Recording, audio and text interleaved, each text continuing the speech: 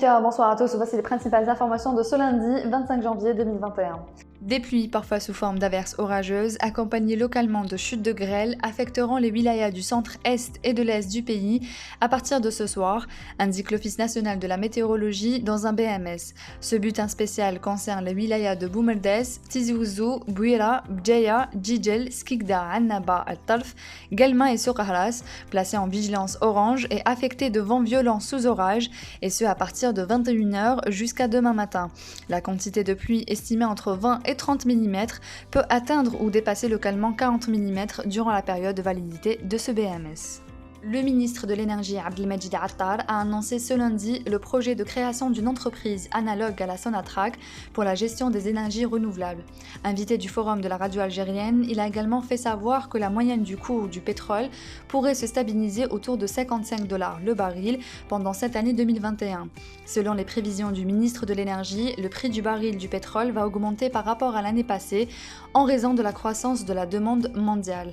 Il a en outre indiqué que l'Algérie a perdu 10 milliards de dollars d'exportation de pétrole au titre de l'année révolue en raison de la baisse des prix qui ont atteint des niveaux bas historiques.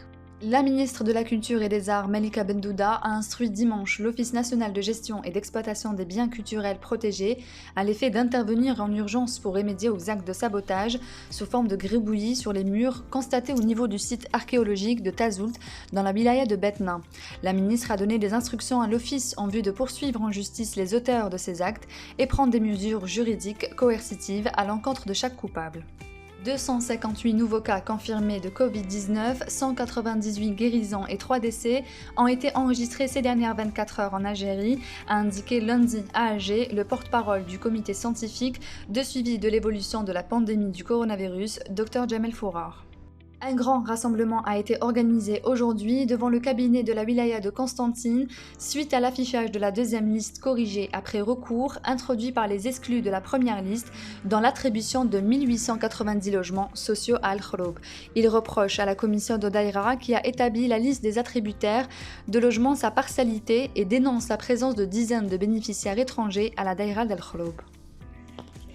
L'Institut Pasteur français a annoncé lundi qu'il arrêtait le développement de son principal projet de vaccin contre le Covid-19 car les premiers essais ont montré qu'il était moins efficace qu'espéré. Le vaccin de Pasteur utilisait comme base le vaccin contre la rougeole, adapté pour combattre le Covid-19. Pour le concevoir et le distribuer, l'Institut de recherche français s'était allié au laboratoire pharmaceutique MSD.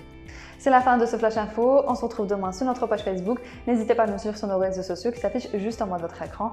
Merci à tous, au revoir.